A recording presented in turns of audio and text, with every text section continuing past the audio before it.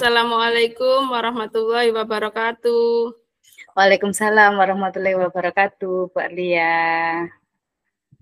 Alhamdulillah, bagaimana kabarnya Bu Irma? Alhamdulillah, saya baik, Bu Arlia. Bagaimana dengan Bu Arlia? Alhamdulillah, baik juga. Alhamdulillah.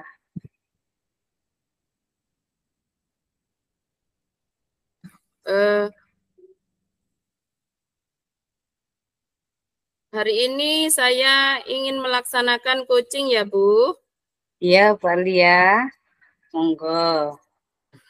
Ya, Bu, sebagaimana sudah kemarin kita sepakati bersama bahwa hari ini Bu Arlia dan juga Bu Nur Hidayah akan melakukan coaching ya, Bu ya. Nah, di sini saya akan melihat, mengamati, dan juga akan menilai praktek yang akan Ibu Arlia dan Bu Nur Hidayah lakukan. Insya Allah pada hari ini, Bu, di sini saya bertindak sebagai observer dengan praktek coaching dengan alur tirta, di mana nanti ada tujuan, identifikasi masalah, rencana aksi, dan juga tanggung jawab. Seperti itu ya, Bu. Dan sebelum saya melakukan observer praktek coaching hari ini, izinkan saya mengajukan beberapa pertanyaan terkait rencana coaching yang akan kita lakukan hari ini. Yang pertama, kompetensi coaching apa yang nantinya akan Ibu lakukan? Saya akan melakukan dengan kehadiran penuh dan mengajukan pertanyaan berbobot dan juga mendengarkan aktif. Ya, yang kedua, kompetensi mana yang spesifik yang akan Ibu lakukan? Kompetensi spesifik yaitu saya dengan mendengarkan aktif dan juga akan mengajukan pertanyaan-pertanyaan yang berbobot. Baik, yang ketiga, indikator pencapaian yang ingin dikembangkan dalam kegiatan coaching hari ini apa ya, Bu? Indikator saya sebagai coach, harapannya saya sebagai coach, kunci saya akan mendapatkan solusi dalam menyelesaikan masalahnya melalui rencana yang akan dilakukan. Baik, semoga proses coachingnya memberikan manfaat dan menemukan solusi agar tercapai tujuannya. Oke, baik Bu Irma, terima kasih. Iya, sama-sama. Assalamualaikum Bu Erlia, apa kabar hari ini? Waalaikumsalam Bu Nur, alhamdulillah baik sekali hari ini. Ibu sendiri bagaimana kabarnya? Alhamdulillah saya juga baik Bu Erlia. Oh iya Bu Erlia, saya bisa minta waktunya sebentar. Iya Bu Saya Nur, silahkan. saya mau bercerita Bu tentang apa yang saya rasakan akhir-akhir ini di kelas Bu Erlia. Baik Bu Nur, dengan senang hati saya akan mendengarkan Bu Nur bercerita. Kita ada waktu 15 sampai 20 menit nggih Bu Nur. Silahkan. Iya Bu Erlia, begini Bu Erlia, akhir-akhir ini saya merasa murid di kelas saya itu banyak yang kurang antusias dalam menerima pembelajaran dari saya. Selain itu, jumlah murid saya yang mengerjakan tugas secara tuntas hanya sebagian dari setiap kelas itu, Bu. Saya itu sempat berpikir, ada apa ya? Kok akhir-akhir ini anak-anak kurang antusias, apa yang kurang pada diri saya, seperti itu. Oh, begitu nggih Bu Nur. Jadi menurut Bu Nur, apa yang Bu Nur harapkan dari obrolan kita hari ini, Bu Nur? Saya mengharapkan dari obrolan ini, saya mengajak Bu Erlia, saya ajak berbicara, di sini supaya saya nantinya bisa mendapatkan solusi atas permasalahan saya tentang antusiasme murid-murid yang saya ajarkan itu, Bu. Baik, menurut Bu Nur, hal apa saja yang membuat murid-murid Bu Nur kurang antusias dalam pembelajaran bersama Bu Nur? Jika saya ingat kembali bahwasanya murid-murid saya kurang antusias itu karena yang pertama, mungkin pembelajaran saya itu sedikit membosankan kali ini. Jadi terlalu monoton.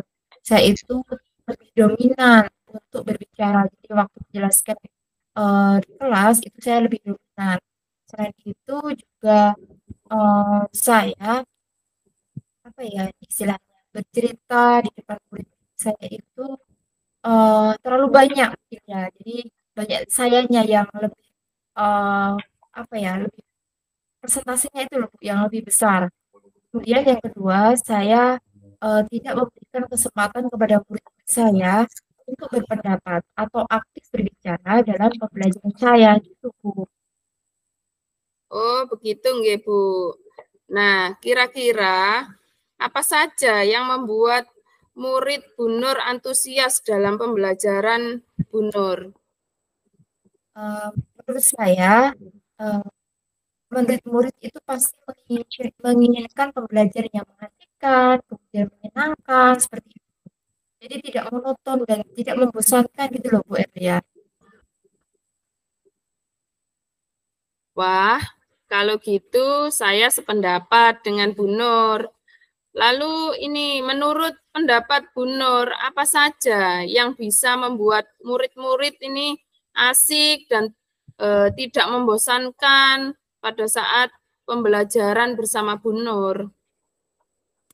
Menurut saya, pembelajaran itu harus berpusat pada murid seperti itu.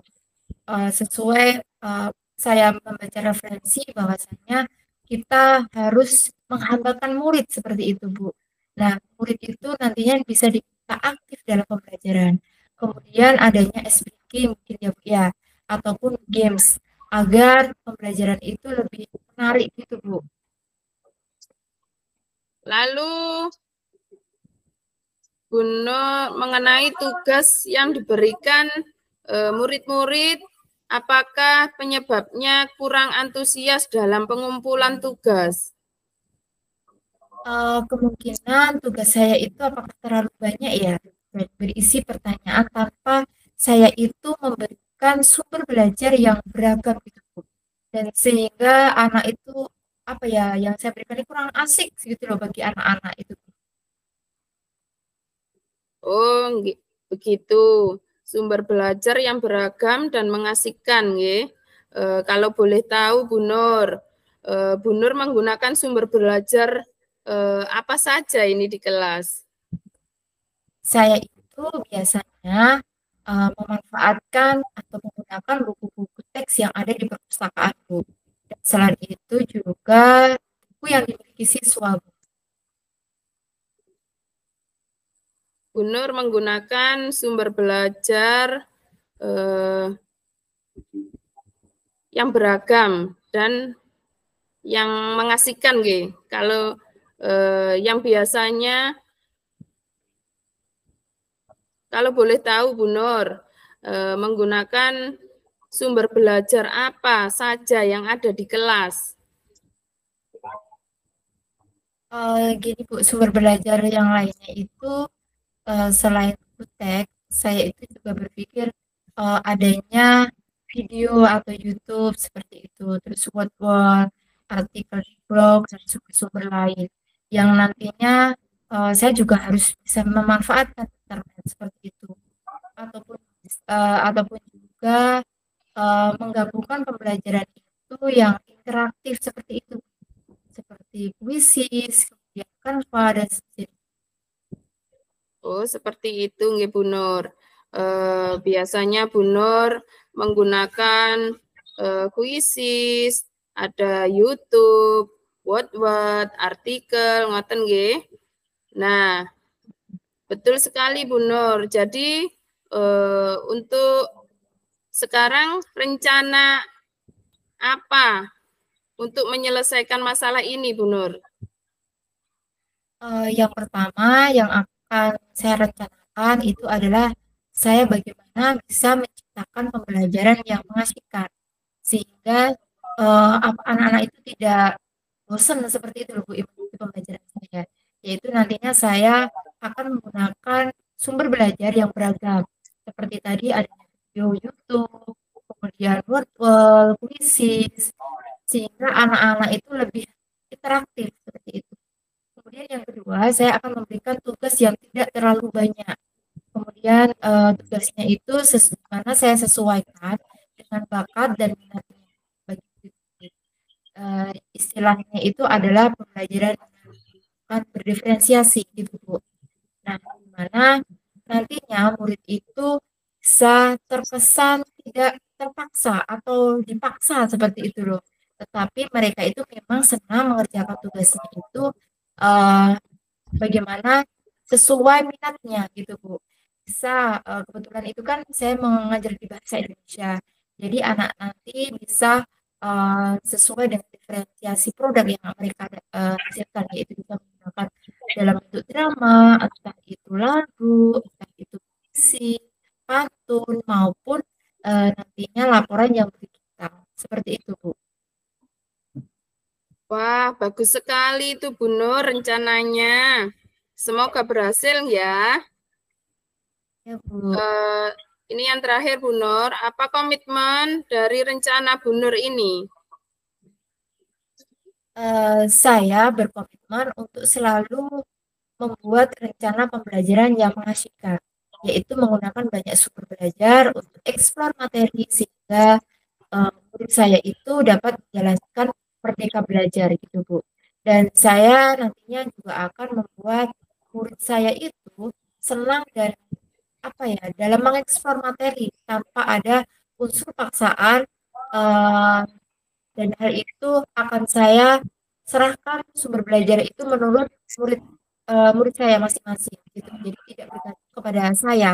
Jadi sesuai dengan apa minat kemauan siswa seperti itu Bu. Alhamdulillah Bu Nur sudah menemukan solusi dari atas masalah-masalah Bu Nur. Semoga rencana Bu Nur terlaksana dengan baik dan bisa tidak terpaksa anak-anak ini mengerjakan tugas-tugas dari Bu Nur yang terlalu banyak itu ya. Oke, terima kasih Bu Nur sudah menemukan solusinya dan semoga berjalan dengan lancar. Amin. Terima kasih ya Bu Erlia atas waktunya yang sudah diberikan sehingga Bu Erlia mau mendengarkan cerita saya dan akhirnya saya bisa menemukan solusi saya bagaimana nantinya langkah yang harus saya lakukan untuk siswa saya nanti, bagaimana nanti dalam pembelajaran saya, anak-anak saya, siswa saya itu bisa mengikuti pembelajaran dengan antusias dan mereka bisa aktif, inovatif, dan interaktif dalam ikut pembelajaran seperti itu.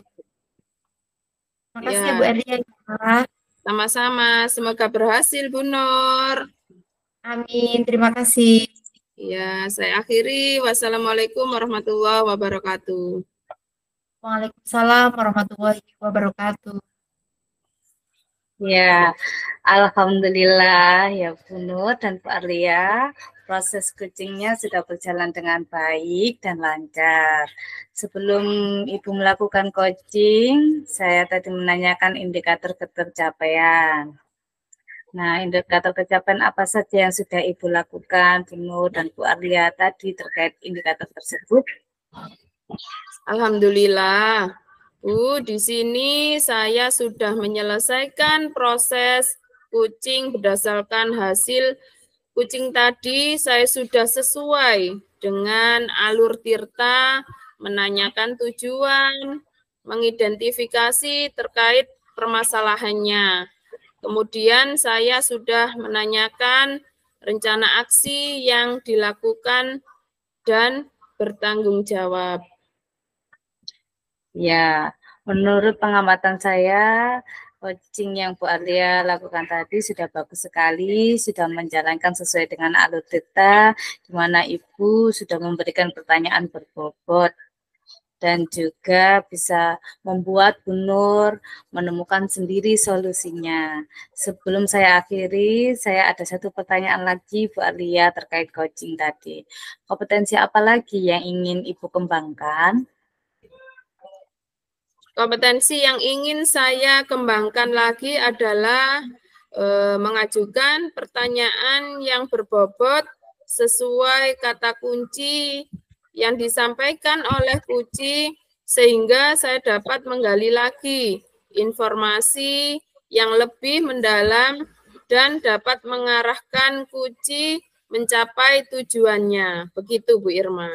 Ya, luar biasa. Jadi kompetensi yang ingin Ibu gali adalah yaitu mengajukan pertanyaan berbobot sesuai dengan kata kunci yang disampaikan oleh Koji, sehingga Bu Arlia dapat menggali informasi lebih mendalam dan dapat mengarahkan Koji menemukan solusi dari permasalahannya. Begitu ya, Bu ya?